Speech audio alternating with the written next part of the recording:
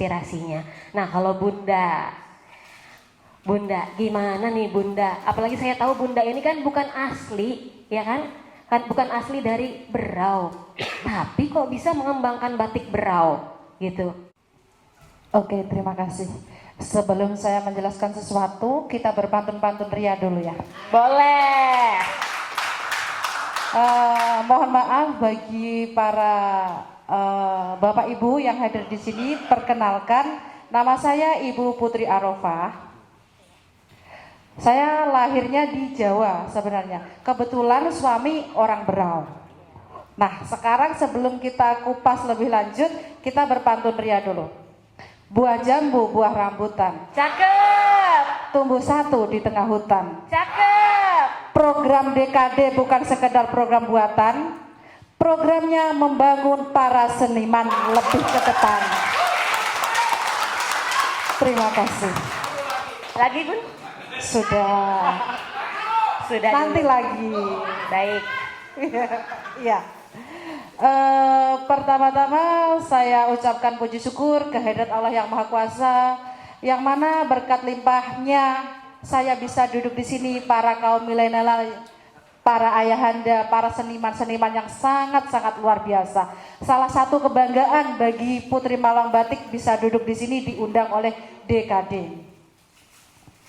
Sebenarnya sedikit cerita. Sebelumnya itu saya tidak tahu apa itu batik, apa itu seni.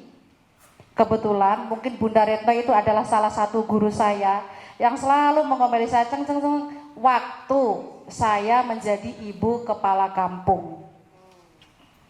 Kebetulan Pak Mukhtar, suami saya tercinta, menjadi kepala kampung 3 periode.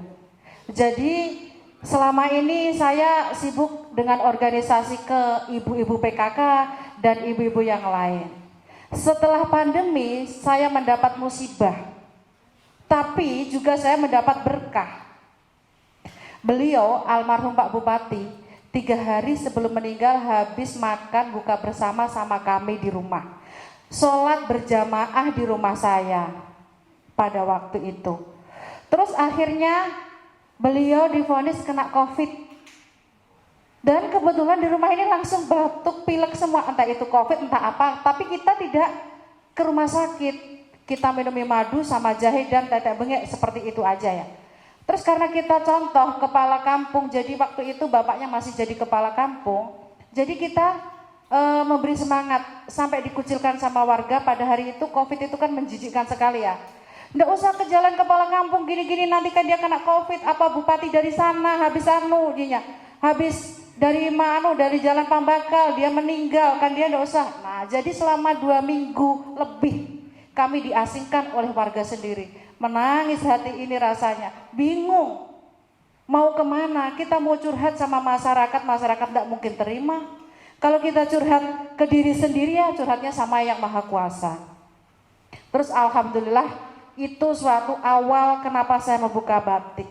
Pada hari itu saya bingung, biasanya karena sering satset kesana kesini. Saya tipikalnya orangnya yang satset, nggak suka yang lebih-lebihan gitu kan. Jadi bingung. Pada waktu itu saya ada lomba di sini untuk mendesain batik. Jadi saya ikut lomba di sini mendapat juara 1.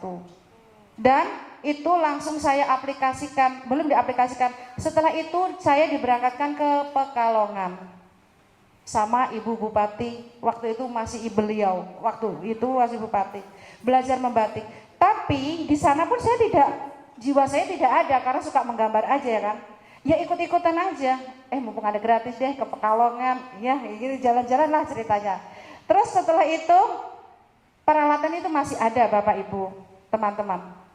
Jadi peralatan tak simpen, sekalinya berguna pada waktu itu, tak bolak-balik. Apa yang kukerjakan, badan saya panas, gemetar, semakin saya baring semakin jadi. Terus akhirnya saya membatik. Dan dengan seiringnya berjalan waktu sama tim saya, admin saya itu diposting. Ada yang membeli, Ibu Haji Roheni, warna ungu. Saya senang sekali pada waktu itu dibelinya. Loh, ada yang membeli, saya bilang gitu. Saya belum tahu itu seni, Bapak Ibu. Perlu proses, mengetahui seni itu perlu proses. Betul kan Kayah Anda? Proses. Nah, Jadi ada lagi yang mau beli. Terus saya bilang begini, wah kalau saya terus-terus membatik, mengikuti pasar selalu dibeli, apa dapat saya?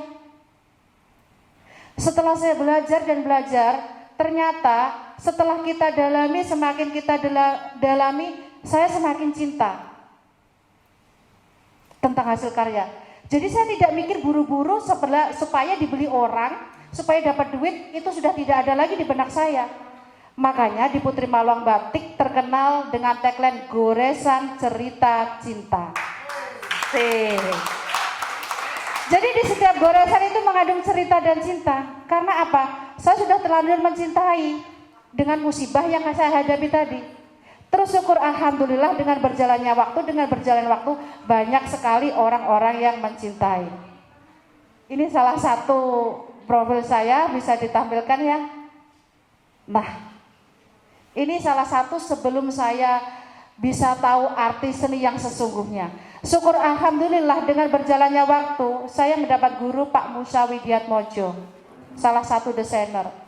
Jadi saya dikurasi selama 1,5 tahun. Karya saya ditolak karena belum muncul itu seni. Karena katanya kamu ini mencari uang, kamu tidak tahu seni. Coba kamu renungkan diri kamu seperti yang ayahanda bilang tadi, sambil duduk, sambil merenung, akhirnya dapat inspirasi. Sama seperti itu. Jadi setelah saya lebarkan kain, baru saya dapat inspirasi dari Allah Subhanahu wa taala. Mau saya apakan kain ini? Mau saya gambar apa kain ini? Jadi di Putri Maluang Batik itu setiap lembarnya ada cerita dan cinta. Mohon izin saya berdiri sebentar ayahanda. Dan batik yang saya pakai ini kemarin lolos di binaan Bank Indonesia dan Kementerian. Ini keindahan Sungai Borneo. Keindahan Sungai Borneo. Sebenarnya ya sungai-sungai ini aja yang saya bolak-balik untuk menjadi batik. Tapi semakin saya mengolak-ngalik, semakin saya ekspresikan, semakin saya dalami seni batiknya, ternyata semakin banyak orang membuat jatuh cinta. Semakin banyak orang terpesona. Jadi warna-warna yang milenial, karena saya tahu yang hadir ini pasti banyak kalangan yang muda-muda. Jadi makanya saya pakai seperti pulpat, warna yang lagi tren, warna sage. Ya, supaya tidak ketinggalan zaman. Mungkin seperti itu, Mbak. Baik, terima kasih. Applause dulu lagi dong buat Bunda Putri ya, luar biasa. Jadi sebenarnya berawalnya itu dari musibah ya Bunda ya. Syukur alhamdulillah hari itu dari musibah yang saya dicaci maki orang. Ini nggak usah ke jalan Pambakal, nggak usah dengan kita berurusan gini-gini apa kan dia dengan kita kena COVID, dia COVID kaparai sekeluarga. Iya. Tapi dari situ membangun mental. Dari situ mental saya dibangun, Pak. Di saat saya selama ini berbakti sama masyarakat 3 periode itu tidak sesuatu dan sesuatu banget. Jerih payah, susah payah itu saya rasakan. Begitu saya jatuh kena COVID, tidak ada satupun orang yang nemenin saya. Bujur, tidak ada orang yang nemenin saya. Sedih hati ini Pak, miris. Ternyata begini ya. Begini, saya bilang tahu. Tapi syukur alhamdulillah dengan begini akan membawa syukur alhamdulillah omset sekarang sudah 150 ke atas. Itu dia. Buah kesabarannya Bunda, buah ya keikhlasan waktu itu ya Bunda ya. Iya, buah keikhlasan daripada waktu itu. Ikhlas. Ternyata belajar ikhlas itu sedih dan sangat menyakitkan ya. Tapi setelah kita ikhlas, sesuatu banget yang kita dapat. Sesuatu banget. Omsetnya luar biasa. Terima kasih banyak Bunda. Ya, untuk para milenial yang ada di sini, silahkan follow Instagramnya Putri Maluang Batik. Di situ Anda akan menemukan warisan cinta dari budaya kita Indonesia, yaitu batik. Wastra bercerita, batik bercerita ya. Jangan lupa follow Putri Maluang Batik guys. Jangan lupa beli juga. Iya, ya. Oke. Terima kasih Bunda. Ya, yang dari tadi sudah kayak asik betul gitu kan. Tadi juga barusan merilis single ya. Suksme Borneo. Iya. Itu ceritakan dulu lawan. Apa inspirasinya Wan? Perkenalkan. Boleh. Nama saya Wan Setiawan. Ya. Tidak bisa berpantun, mohon maaf. Langsung ke intinya aja. Tidak apa? Suksme Borneo. Wah, pelanggaran ini. Mohon izin. Ada beberapa karya sebenarnya, tapi nggak saya publish ya Kak Aya ya. Oke. Yang pertama itu sebenarnya Bimpin judulnya. Ini instrumental sape ya, karena concern saya kan emang di sape. Betul. Bimpin, Bimpin itu artinya rindu dari bahasa Kenyah Badeng. Lagu itu tentang rindu ke orang Kenyah Badeng, sesimpel itu aja. Oke. Terus ada lagi lagu sape judulnya Semangat Nuhan. Semangat Nuhan. Itu tentang semangatnya si Nuhan. Semangat ada teman saya orang Dayak Maanyan dari Kalteng. Itu perjuangan dia kuliah intinya. Daniel Nuhan. Ah, oke. Jadi lagu itu Si tentang Daniel, Semangat Nuhan. Terakhir ini yang tadi Suksma Borneo. Suksma Borneo. Dari awal saya cinta ya sama sape ya. Kirain Sama budaya Dayak ya. Terus setelah saya kuliah ketemu sama budaya Bali. Budaya Bali itu saya rasa tuh kok ini karena musik tradisi ini punya karakter dan ciri khas masing-masing kan. Kalau Dayak udah jelas lembut, mengalun. Kalau Bali ini akhirnya saya kayak menemukan ini saya banget nih gitu. Kenceng tapi ajek gitu. Kenceng tapi ajek. Jiwa muda kita yang menggebu-gebu gimana sih? Nah, jadi akhirnya saya dalamin tentang Bali, termasuk culture-nya. Saya coba combine, jadilah tadi itu Suksma Borneo. Terima kasih Borneo. Sesimpel itu aja Kak. Tapi Ya. kalau tadi ada Nuhan, ada Bimpin. Bimpin. Tadi cinta, Bukan, Bimpin tuh rindu. kerinduan. Bimpin, mimpin. Itu artinya rindu. Rindu ya. Lebih ke objeknya Objeknya orang Badeng. orang Badeng Ya, tadi orang ya. Badeng. Iya. Nama dirahasiakan. Oh, tidak apa-apa. Jiwa muda cinta-cintaan ya biasa itu Iya. karyanya. Wan, itu proses kreatifnya tuh berapa lama, Wan? Setiap lagu-lagu yang sudah diciptakan. Proses kreatifnya, kalau ngomongin proses kreatif biasanya ya, kalau proses saya pribadi, misalnya lagi kangenin dia nih gitu, Bimpin nih, muncul tuh melodi misalnya, melodinya masuk. Kalau zaman dulu kita rekam pakai HP di notes kan, melodinya gini, gitu. Ini kalau dengar melodi ini intinya mengimplementasikan si dia banget nih gitu. Nanti muncul melodi ini mengimplementasikan rindu nih gitu. Akhirnya dirangkai lah komposisi. Habis setelah itu baru komposisi musik. Begitu. Proses kreatifnya begitu. Sejauh ini begitu terus sih Kak Aya. Oke, terima kasih. Cukup kali ya? Cukup dulu, Ya, iya. nanti kita lanjut.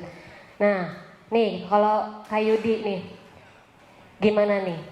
Proses kreatif kalau ini bidangnya tari. Iya. Ya kan, bidangnya tari. Gimana nih idenya itu sumbernya dari mana sih biasanya? Sebelumnya terima kasih untuk kesempatan saya duduk di sini bersama orang-orang hebat. Sejauh ini kami itu dididik mengakar karena beradat, mendasar karena beristiadat. Itu selalu dipegang teguh oleh bulu patung. Dan kami itu sebelum menyiapkan konsep selalu melihat apa saja yang belum pernah dibawa, apa saja kegiatan masyarakat, apa saja yang misalnya permainan anak-anak dan beberapa hal yang memang masyarakat tahu agar pesannya sampai seperti itu. Lalu setelah satu konsep atau satu properti yang akan kami gunakan, kami akan cari tahu dulu apakah bisa konsultasi kepada ketua kami, Kak Ican dan Ibu Titin, mungkin semua kenal, koreografer utama di Bulu Patung. Konsultasi terlebih dahulu. Setelah kami beberapa penari itu sepakat bahwa ini kalau memang idenya diterima, alhamdulillah, enggak juga kami bakal cari lagi. Seperti itu Kak. Oke, menarik ya. Jadi dari berasal dari tradisi juga ya, berarti Ya, kan? berasal Kayak dari tadi itu, tradisi. ya beberapa objek-objek pengembangan kebudayaan termasuk dari permainan rakyat, ya kan? Nah, itu juga menarik sih kalau buat saya. Lalu untuk proses kreatifnya tadi sama dengan Wawan juga, berapa lama sih biasanya? Proses kreatif itu setelah diterima, kami alurkan ceritanya dulu Kak. Dari awal, terus tengah dan endingnya dia itu bakal seperti apa. Seperti itu. Misalnya kemarin yang saya garap, pas saya baru pindah ke Berau, Oh, oke. ya saya asalnya dari Nunukan. Oh, dari Nunukan. Iya. Dari Oke. Nunukan. Iya, iya, iya. Itu saya pindah ke sini dan dipercaya untuk menggarap tarian bakul. Itu dipesankan langsung dari merancang tikarnya dan saya rakit sendiri bakul. Wah, Seperti itu. keren banget. Itu Iya. sudah bisa kita lihat juga di karya-karyanya Bulpat atau belum? Bisa ada di YouTube juga. Oh, ada di YouTube. Iya, ada di Wah, YouTube. apa? YouTube Bulpat ya? Sepertinya soalnya kalau kami Kak tidak pernah mengupload, beberapa pihak saja yang mengupload. Oh, oke, Iya. oke, nggak apa-apa. Nanti kalau seandainya diposting, butuh dipublikasikan, nanti share-share ke kita ya. Oke, ya. Nah, terima kasih Kak Yudi. Selanjutnya, oke, give applause dulu dong untuk Kak Yudi ya. Selanjutnya nih, ingin bertanya soal, kan yang kita tahu beberapa lagu-lagunya Ayahanda ini sudah di hak ciptakan ya, Ayahanda? Sudah. Nah, kami kepo, kami ingin bertanya, gimana nih proses pendaftarannya atau prosesnya sampai bisa lagu-lagunya Ayahanda ini bisa didaftarkan untuk hak kepemilikan atas nama Ayahanda Kamarudin? Sebenarnya bukan dari kami yang mendaftarkan, Ya, itu dari Dinas Pariwisata dan Kebudayaan ya, mengambil hasil karya kami, didaftarkan, dipatenkan di Jakarta, ya. di Departemen Kehakiman dengan beberapa buah lagu. Nah, sekarang surat kepatenannya itu ada di Dinas Pariwisata, tidak ada di saya. Ya. Nah, dua buah lagu saya, yaitu Batiwaka dengan Gali di Rantau, itu masuk di dalam buku perbendaharaan lagu-lagu daerah Kaltim Wih, keren. di halaman 11.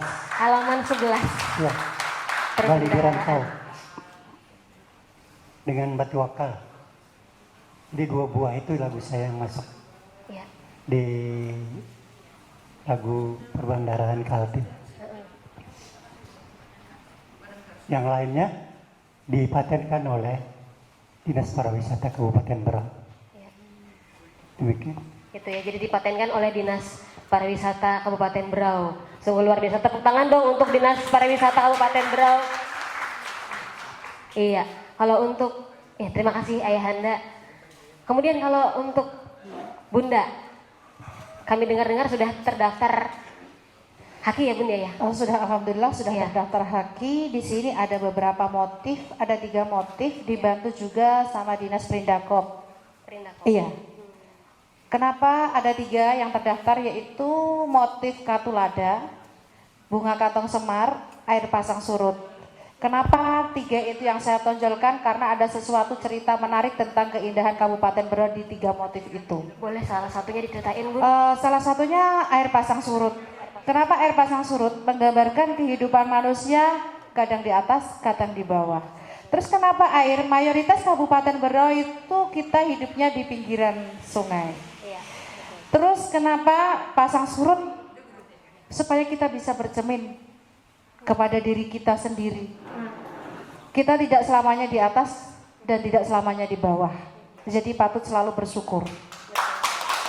Dalam banget ya ceritanya, ternyata kalau kita lihat sepintas kayak itu oret-oretan aja ya, tapi ternyata maknanya sungguh luar biasa dalam. Oke, terima kasih Bunda. Nah, aku pengen ke Wawan lagi deh. Wan, tadi kan aku di awal sudah bilang tadi kayak ide itu murah, tapi eksekusi itu mahal. Wan, coba bagaimana kau menginterpretasikan kata-kataku tadi, judul dari sebuah YouTube itu? Ujian. Ide itu murah, eksekusi itu mahal. Ide murah, eksekusi mahal. Agak kontras Ya, kan? karena teori itu murah, aplikasi itu susah. Nah. Mungkin bisa dirubah kayak gitu. Itu kan? Enggak juga, kalau menurut saya tergantung ya kayak ya apa yang mau kita aplikasikan gitu. Selama ini kan yang saya kerjakan adalah mengaplikasikan apa yang ada di subetnis tertentu. Dalam hal ini Dayak ya, Dayak mengaplikasikan ke era saya sekarang. Berangkatnya dari satu kata profesor saya waktu itu, sejatinya seni itu berjalan seiring dengan jiwa zaman. Seni itu berjalan seiringan dengan jiwa zaman.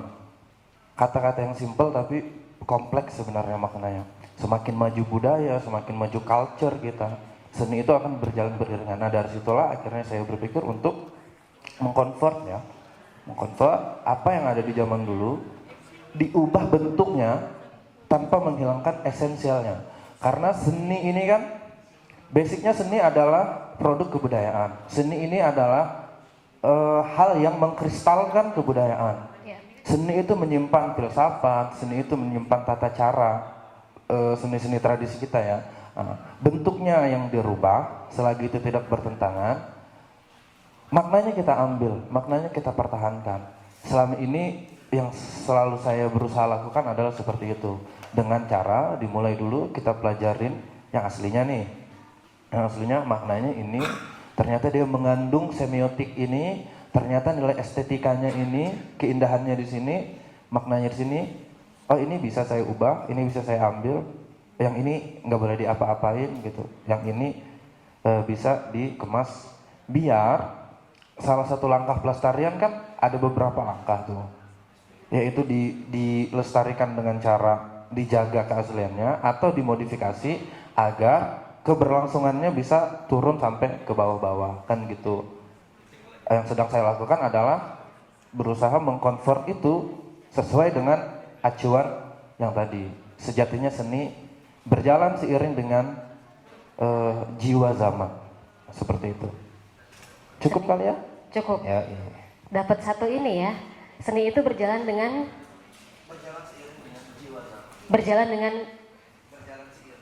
seiring dengan jiwa zaman gitu. Luar biasa ya. Luar biasa. Nah, mau nanyakan juga gimana nih? Kalau ke Yudi aku pengen tanya sesuatu sih. Menurut Yudi ini gimana sih, kan kita sekarang sudah ada perkembangan ya. Ada kontemporer dan lain-lain kayak gitu Yud. Gimana Yudi antara tradisi dan kontemporer? Kira-kira Yudi gimana nih mengilhami atau kira-kira batasan antara tradisi dan kontemporer, kreasi itu gimana sih menurut pemahamannya Yudi yang bisa di-share ke kita? Gitu. Boleh? Oke. Sejauh ini untuk sebuah seni itu sah-sah saja, tetapi kita tidak bisa meninggalkan adat atau pakem dari seni itu sendiri. Misalnya yang saya pelajari, meskipun saya bukan sarjana seni, tapi alhamdulillah dari saya di Nunukan sampai saya pindah ke Berau, itu memang budaya Jepin itu ada perbedaan. Di sini ada 7, di Nunukan itu Jepennya ada 12 ragam gerak. Di sini ada 7. Nah, di situ aja kita bisa lihat perbedaan dari suatu daerah. Apalagi untuk kita kembangkan ke bagian kontemporer atau dikreasikan. Nah, tetapi untuk adik-adik yang hadir di sini, yang saya lihat dan saya mohon untuk jangan pernah meninggalkan pakem. Jangan pernah jauh kita melangkah dari pakem itu sendiri. Misalnya tanpa perlu kita goyangkan pinggul, itu bisa goyang sendiri asalkan kita gerakkan dengan benar. Karena kesian yang atau sangat miris kita lihat kalau itu terlalu dibuat-buat. Betul. apalagi terlihat vulgar, itu kan terlalu jauh dengan adat istiadat kita. Estetika gerak dan kesopanan gerak itu terlalu jauh. Ya, dengan cara menyikapinya itu ya kita pelajari dulu dasarnya. Kita pelajari dulu pakem, kita pelajari dulu adatnya. Setelah itu kita berproses ke olah tubuh.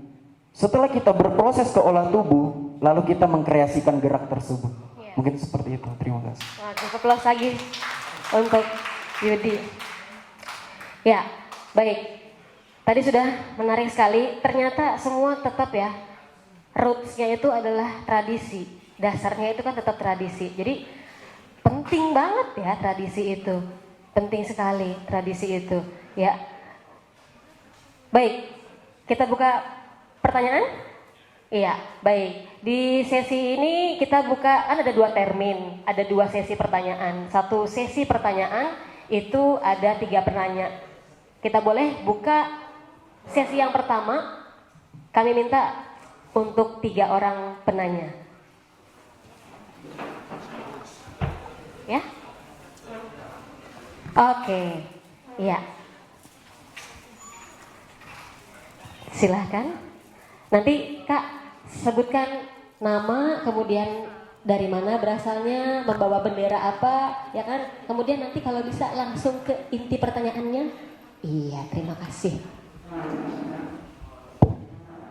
Assalamualaikum warahmatullahi wabarakatuh. Waalaikumsalam warahmatullahi wabarakatuh. Selamat malam. Perkenalkan, nama saya Maria Ulfa, tapi lebih akrab dipanggil dengan Kak Uul. Madam Uul. Itu lebih akrab lagi, Madam Uul. Kebetulan saya dari salah satu sanggar tari di Berau, yaitu LPK Bulu Patung atau biasa dikenal dengan Bulpat. Di sini saya bukan mau bertanya, tetapi lebih ke harapan seperti harapan Ayahanda Pak Kamarudin. Ya. Harapan untuk para pelaku seni yang ada di Tanjung Redep ini terutama. Yang seperti yang dibilang dengan Ayahanda tadi terkait dengan wadah atau tempat. Kami Bulpat, awal kami berkarya di Bulpat, itu kami sudah berkolaborasi dengan Ayahanda. Dan kebetulan Ayahanda juga dulu salah satu pemusik senior untuk mengiringi kami atau saya yang dulunya juga adalah penari di Bulu Patung itu. Nah di situ memang dari dulu kita berkarya dari tahun 2000-an ya Kak Ican ya. Dari tahun 2000-an bersama Ayahanda juga Kak Wawan moderator juga dulu adalah bagian dari Bulu Patung. Betul. Ya. Kak Titin itu guru kita juga. Moderator yang tadi pagi juga itu dia tepuk tangan. Itu juga terlahir dari Bulu Patung. Yang sudah mengembangkan karya masing-masing sesuai profesinya masing-masing. Kak Uul juga dulu pernah menari bersama dengan Kak Wawan, kita sampai ke Bali ya Wan ya?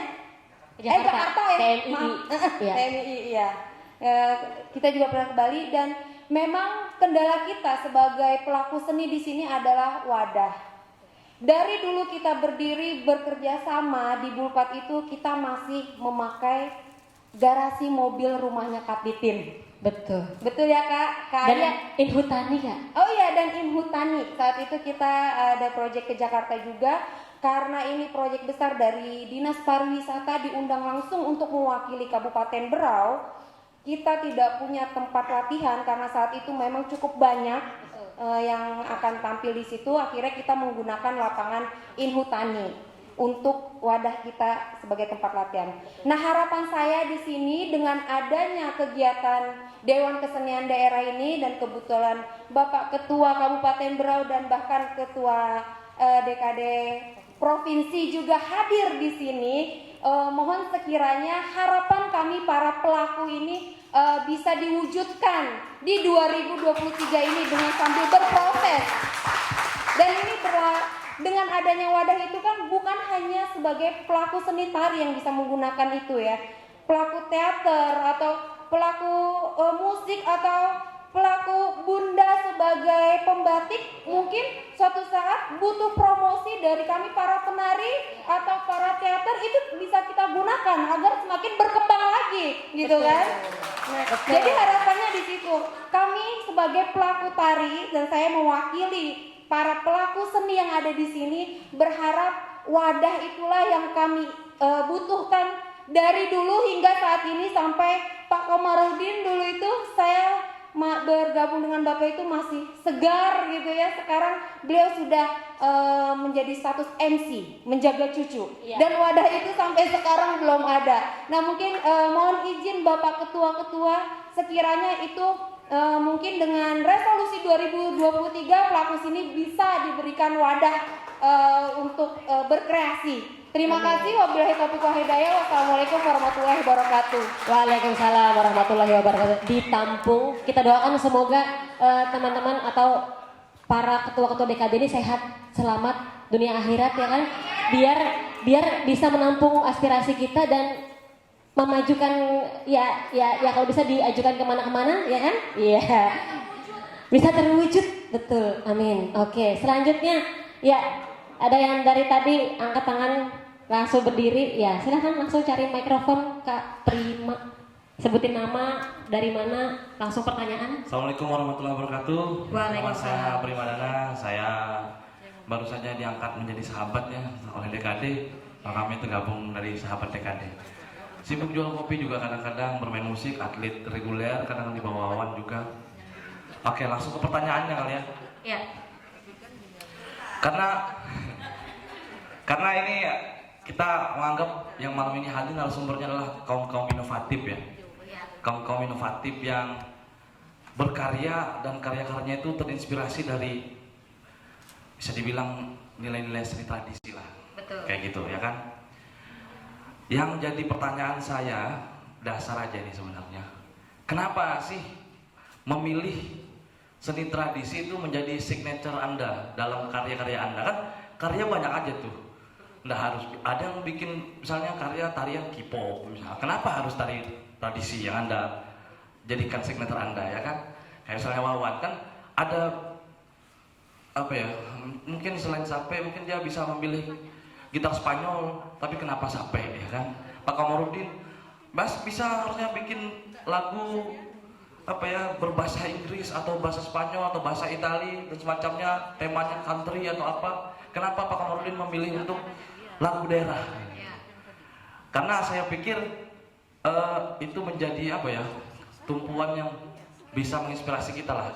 Apa yang menjadi spirit beliau, kenapa memilih tradisi atau nilai budaya itu di dalam signature karya-karya mereka ini, ya kan? Itu satu ya. Pertanyaannya ada sekitar 40 berapa ini tahu saya. Nah yang kedua, ini nanti rata ya buat empat-empatnya narasumber ya. Buat empat-empatnya. Iya. Kalau tadi pertanyaan untuk Semuanya. semuanya juga. Karena kan beliau semua ini kan berangkatnya dari seni Tradisi. tradisi ya kan, yang kemudian diinovasi menjadi satu karya baru lah seperti itu. Nah, kemudian tentunya beliau-beliau ini berkarya dan berkreasi di beda zaman ya, ibaratnya kayak gitu. betul. Nah, mungkin beliau-beliau ini memiliki apa ya, kendala atau keluh kesah dalam karir beliau ini, dalam berkarya ini. Apa sih sebenarnya yang menjadi, wah aku mending gak usah jadi penulis lagu lah, gak ada uangnya misalnya. Atau aku gak usah jadi atlet inilah reguler, atau aku berhentilah cover-cover pakai Sape, nah, kurang nih ininya kayak gitu. Atau apa sih kendalanya kayak gitu, kurang hasilnya misalnya kayak gitu. Nah mungkin keluh kesah itu apakah ada, atau sebenarnya oh di Berau kita kurang fasilitas atau apa, nah kita nggak tahu. Jadi pertanyaan kedua ini saya pengen tahu, dalam berkarya selama sepak terjang beliau-beliau ini apa sih sebenarnya yang menjadi kendala yang wah gimana ya, andai di Berau ada ini saya mungkin lebih produktif lagi atau kayak mana. Oke. Atau harapan beliau lah tentang karya-karya ini seperti apa. Ya. Baik, terima kasih. Baik. Maaf ya kalau ada salah-salah kata. Assalamualaikum warahmatullahi wabarakatuh. Waalaikumsalam warahmatullahi wabarakatuh. Kita tampung dulu. Kita tampung. Satu penanya lagi. Berjilbab dulu ya, Pak. Izin Pak Sapedin. Iya, Silakan Pak. Terima kasih. Assalamualaikum warahmatullahi wabarakatuh. Waalaikumsalam warahmatullahi wabarakatuh. Alhamdulillahirobbilalamin. Saya di sini juga baru masuk ke Sahabat DKD dan saya juga sangat bersyukur sekali karena saya ini adalah salah satu pencinta seni. Iya. Iya. Alhamdulillah, sedikit curhat saja sih sepertinya. Mudah-mudahan nanti ke depannya saya lebih banyak lagi mendapatkan inspirasi ataupun yang dapat membangun saya dan semangat saya seperti itu.